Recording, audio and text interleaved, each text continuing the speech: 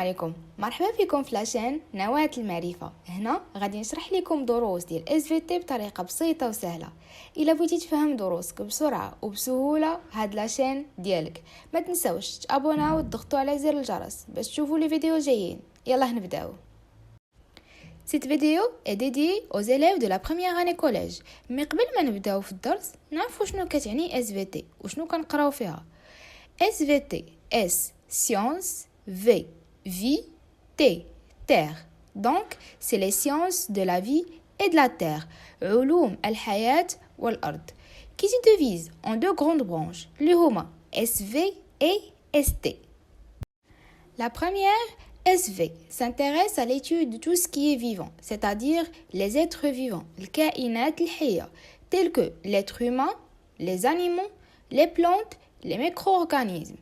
Chaque type d'être vivant fait l'objet d'une discipline spécifique. La zoologie pour les animaux, la botanique pour les plantes et la microbiologie pour les micro-organismes. En parallèle, les ST, les sciences de la Terre, concernent l'étude des éléments non vivants, الكائنات الغير الحية, tels que les roches, l'air, l'eau et le sol. Ainsi, la pétrologie se consacre à l'étude des roches, la climatologie à l'air, l'hydrologie à l'eau et la pédologie au sol.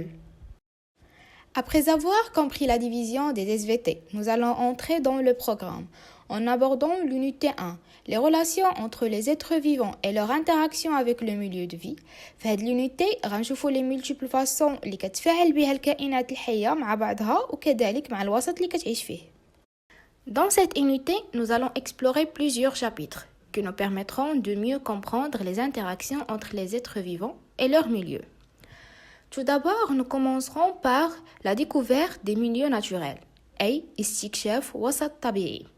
Ensuite, nous aborderons la respiration dans les différents milieux, التنفس في مختلف الأوساط. Nous poursuivrons avec l'alimentation chez les êtres vivants, التغذية لدى الكائنات الحية. Par la suite, nous explorons les relations trophiques, العلاقات الغذائية. Enfin, nous terminerons par la classification des êtres vivants et les équilibres naturels, تصنيف الكائنات الحية والتوازنات الطبيعية. Nous allons maintenant commencer par le chapitre 1.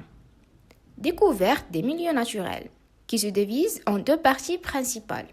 La première partie traite de la diversité des milieux naturels, تنوع الأوساط الطبيعية. La deuxième partie s'intéresse à l'unité structurale de l'être vivant, الوحدة الهيكلية للكائن الحي. Nous allons commencer par la première partie, intitulée Diversité des milieux naturels. Cette partie sera abordée selon un plan structuré. Tout d'abord, nous définirons ce qui est un milieu naturel et ses principales caractéristiques. Ensuite, nous présenterons les différents outils utilisés par les scientifiques pour étudier ces milieux. Nous examinerons également les composantes d'un milieu naturel en distinguant les éléments vivants et non vivants. Enfin, nous découvrirons la diversité des êtres vivants présents dans ces milieux, chacun adapté à son environnement. Maintenant, on va commencer par une définition d'un milieu naturel. Un milieu naturel est un espace où les éléments physiques comme le sol, l'eau, l'air et les éléments vivants, plantes, animaux, micro-organismes interagissent de manière équilibrée sans une intervention humaine significative. وسط طبيعي شنو هو واحد الوسط اللي كتواجد فيه الكائنات الحية والأشياء الغير الحية كتفاعل مع بعضها البعض وكتعطينا واحد الوسط اللي هو متوازن بدون تدخل الإنسان. وكمثال على ذلك فعندنا مثلا لا فيرم هو وسط غير طبيعي لأنه كيتدخل فيه الإنسان، في حين الأوساط الطبيعية هما اللي غادي نكتشفوهم دابا. فيلا نشوفوا بعض الأمثلة الأوساط الطبيعية. Parmi les milieux naturels, nous trouvons littoral, اللي هو الساحل, forêt, غابة, fleuve, نهر, lac, بحيرة, montagne, جبل, désert, صحراء. فيلا نشوفوا les caractéristiques de chaque milieu. Le littoral est la zone où la terre rencontre la mer. Il contient une variété d'espèces, tant marines que terrestres, tels que les oiseaux, العصافير, des poissons, أسماك, des crustacés, القشريات, et des plantes spécifiques comme les algues, اللي هما الطحالب. La forêt est un milieu naturel riche en biodiversité. Elle abrite une grande variété d'espèces végétales, comme les arbres, أشجار, les arbustes, شجيرات et d'autres plantes, ainsi que de nombreux animaux tels que les oiseaux, عصافير, les insectes, الحشرات, les reptiles, الزواحف et les mammifères, les هما الثدييات. Un fleuve est un cours d'eau naturel de grande taille qui se jette dans la mer ou parfois dans un autre fleuve. C'est un écosystème aquatique riche en biodiversité, offrant un habitat à de nombreuses espèces de plantes et d'animaux. Le lac est un écosystème aquatique qui abrite une grande biodiversité, incluant des poissons, des amphibiens, الكائنات البرمائية et de nombreux invertébrés اللي هما الكائنات اللافقرية اللي هما كائنات اللي ما عندهاش العمود الفقري. La montagne est un écosystème unique, caractérisé par une biodiversité variée qui change avec l'altitude, comprenant des plantes résistantes aux conditions externes et des animaux comme les chamois, marmottes, les aigles, nossours et faucons, sokour, tous adaptés aux environnements difficiles et au climat froid. Le désert, malgré ses conditions extrêmes de chaleur et d'aridité, abrite une biodiversité remarquable adaptée à ce milieu difficile, tels que des plantes comme les cactus et des animaux tels que les reptiles et les insectes. Maintenant, nous allons examiner les différents outils utilisés pour étudier un milieu naturel. Pour réaliser une sortie écologique qui nous aidera à découvrir un milieu naturel, nous aurons besoin de plusieurs outils, parmi lesquels cartes, boussole, appareil photo, filet d'insectes, jumelles, loupe, bloc-notes, beaucoup. Chacun de ces outils a un rôle bien précis dans l'étude d'un milieu naturel. En commençant par la carte, qui sert à se repérer et localiser les points d'intérêt sur le terrain, كتمكننا من أننا نعرفوا نوع الوسط الطبيعي اللي غادي نقوموا بالدراسة ديالو، نوع تضاريس واش غابة أو جبل وما إلى ذلك. La boussole qui permet de maintenir l'orientation en complément de la carte كتعاوننا باش أننا نعرفوا الاتجاهات الأربع من شمال جنوب شرق غرب. L'appareil photo qui documente visuellement les paysages, la faune et la flore et l'aide à conserver des preuves et à illustrer des rapports. كتمكننا من أننا ناخدو بعض الصور اللي كتخلينا أننا نوثقوا ونسجلوا دوك المناظر الطبيعية والمكونات ديالها من حيوانات ونباتات. Filet d'insectes capture délicatement les insectes pour observation. كتساعدنا باش أننا نمسكوا الحشرات بلا ما نأذيوها باش نلاحظوها فيما بعد.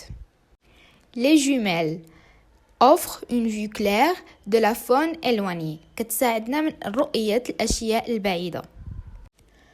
La loupe utilisée pour observer de près les détails invisibles à l'œil nu. كتساعدنا من تكبير الأشياء الصغيرة مثل الحشرات باش كنشوفوا رؤية أوضح للتفاصيل الصغيرة. Bloc-notes et stylo consignent les observations faites sur le terrain. كتمكننا من أننا نسجلوا داكشي اللي شفنا في الأرض الواقع. Les bocaux stockent tempéralement des insectes ou petits animaux. هادو كيعاونونا باش أننا نخزنوا داكشي اللي حصلنا عليه من حشرات وحيوانات صغيرة باش نقوموا بدراستها فيما بعد. Passons maintenant à l'exploration des éléments qui forment un milieu naturel. Nous allons maintenant examiner un exemple de milieu, la forêt, pour découvrir ses différentes composantes. Sur cette image, vous pouvez observer différents animaux et végétaux qui y vivent. Les végétaux que l'on trouve dans la forêt sont principalement des arbres, des fougères, des champignons, des anémones. Quant aux animaux, la forêt abrite une grande diversité, comme le cerf, l'aigle, la couleuvre, la grenouille, l'écureuil, le renard, le papillon, le lapin. Sans oublier les composants non vivants, tels que les roches, le sol et l'eau. Pour mieux comprendre l'organisation de ces éléments, je vais vous présenter un tableau qui regroupe les composants vivants et non vivants de la forêt. فمثال اللي خدينا حنايا هو غابه. دونك الا جينا نعرفوا المكونات ديالها كيف ما كشفنا قبل في الصوره اللي فاتت، عندنا جوج المكونات رئيسيه اللي هما les êtres vivants ou les composantes non vivantes. les êtres vivants هما كل الكائنات حيه، كل ما هو حي. عندنا جوج ديال الاصناف اللي هما الحيوانات والنباتات. في الحيوانات كاين امثله كثيره اللي كتواجد في الغابه، مثلا النسر او الضفادع او الغزلان. ولي فيجيتو كنلقاو اشجار، مختلف النباتات وما إلى ذلك. بالنسبة للكومبوزونت نون فيفونت اللي هما الكائنات الغير إحيائية، عندنا الحجر، الماء والهواء. هاد الكائنات الغير إحيائية كتساعد الكائنات الحية باش أنها تخلق واحد الوسط اللي هو متوازن كتعيش فيه بلا ما يتدخل الإنسان. Après avoir vu les principaux composants de la forêt, découvrons maintenant d'autres êtres vivants. Cette section se divise en deux parties, les êtres vivants microscopiques et ceux qui se trouvent dans le sol. Commençons maintenant par les êtres vivants microscopiques. Donc, avant tout, نعرفوا شنو هو un micro-organisme. Un micro-organisme est un être vivant petit, qu'on ne peut le voir qu'avec un microscope. Donc, un micro-organisme كائن مجهري اللي هو واحد الكائن صغير جدا اللي ما نقدروا نشوفوه إلا عن طريق المجهر. Donc, on peut distinguer 4 types principaux. Donc, عندنا champignons microscopiques, les zooplanctons, les bactéries et les phytoplanctons. Passons maintenant aux êtres vivants dans le sol. Pour étudier les petits organismes présents dans le sol, nous utilisons des outils spécifiques comme l'appareil de Berlez. Cet appareil permet d'extraire les organismes vivants du sol en les forçant à quitter leur habitat sous l'effet de chaleur. Donc, comme vous voyez l'appareil de Berlez, كتكون لنا من une lampe, un entonnoir اللي فيه le sol et واحد البوكال اللي فيه l'alcool. Donc, هذيك la lampe كتعطينا la chaleur. Donc, كنشدو واحد المصباح اللي غادي يعطينا الحرارة. ديك الحرارة كتأثر على التربة، فداك التربة الكائنات الحية اللي كاينين فيها كيهربوا منها حيت الحرارة كتأثر عليهم فكيطيحوا لينا في الالكول. فدوك الكائنات الحية المجهرية اللي كاينه تما غادي نشوفوها على يد الميكروسكوب. كنشوفوها في المجهر فكنحصلوا على واحد المجموعة ديال الكائنات المجهرية صغيرة اللي كتسمى ميكروفون، وهي كتكون متواجدة في التربة. Après avoir exploré la diversité des milieux naturels, nous allons maintenant aborder la deuxième partie de ce chapitre, qui traite de l'unité structurale de l'être vivant. Cette partie nous permettra de comprendre les éléments communs à tous les organismes vivants. Nous allons réaliser une observation microscopique des cellules d'un oignon. D'abord, voyons les étapes nécessaires pour préparer un échantillon d'oignon. Nous allons commencer par faire une coupe longitudinale de l'oignon pour isoler une écaille. Donc غنشدو بصله غادي نقسموها بشكل طولي باش ناخذوا هذيك القشره ديالها une écaille. Puis prélever un morceau de l'épiderme externe avec un bistouri. Donc هذيك l'épiderme externe ديك القشره البرانيه غادي ناخذوا واحد الكوتو اللي كي فين اللي هو ان بيستوري. دونك غادي نقشرو باش نقسموه باش نقدروا ناخذوا un petit échantillon. Donc ensuite on va utiliser une pince pour poser l'échantillon sur une lame. Donc غناخذوا واحد البانس وغادي نحطوه في ديك لا لام. دونك شنو هي اون لام؟ هي عباره عن واحد الزاجه اللي كتكون مستطيله صغيره ترانسبارونت اللي كنحطوا فيها ليشانتيون وكنحطوا فيها اون غوت ديال ليكيد وكنحطوا فوق منها اون لاميل. هاد لا لاميل حتى هي واحد الزاجه اللي هي صغيره ولكن بلو فين كو لا لام اللي كتحط فوق ليشانتيون. Et enfin, هنهزو هاد la lame ونحطوها sous le microscope pour l'observation. Donc, grâce à cette observation microscopique, nous allons pouvoir conclure que l'épiderme de l'oignon est composé de cellules organisées de manière régulière, visibles sous forme de petits rectangles. Donc, من مورا هاد الملاحظة اللي غادي نديرو غادي نعرفو كأن l'oignon l'épiderme ديالو هو عبارة عن مجموعة ديال الخلايا اللي كتكون مرتبة بواحد الطريقة اللي هي منظمة sous forme rectangle. Donc, chaque cellule possède une membrane, un cytoplasme et un noyau. Donc, les cellules qui sont dans l'épiderme de l'oignon فيهم هاد ثلاثة ديال les éléments qui sont fondamentaux que l'on trouve dans toutes les cellules vivantes. Mais sans oublier la paroi. La paroi كتكون seulement عند les cellules végétales. Passons maintenant à réaliser une observation microscopique de l'épithélium buccal. D'abord, nous commençons par prélever délicatement un échantillon de l'intérieur de la bouche à l'aide d'un coton-tige. Donc, on a un coton-tige, on a un échantillon منه. Puis, déposer l'échantillon sur une lame. Ensuite, on ajoute une goutte de colorant pour mieux visualiser. Donc, هذاك الكولورون غيعطينا واحد رؤية واضحة ملي غادي نشوفوه في الميكروسكوب. Donc, grâce à cette observation microscopique, nous allons pouvoir conclure que l'épithélium buccal est composé de cellules organisées de manière irrégulière, de forme arrondie. Donc, هذوك les cellules اللي عندنا في الفم ديالنا هما بواحد الطريقة اللي غير منظمة وعندهم واحد الشكل شبه دائري. Passons maintenant à l'observation d'une paramécie. Qu'est-ce qu'est une paramécie? Donc, une paramécie est un organisme unicellulaire de forme ovale. Donc, هو واحد الكائن اللي كيتكون من خلية وحدة على شكل شبه بيضاوي. Pour mieux comprendre, nous allons observer une vidéo qui montre cet organisme en mouvement sous le microscope. Vous pouvez voir comment elle se déplace et interagit avec son environnement. Passons maintenant à voir sa structure.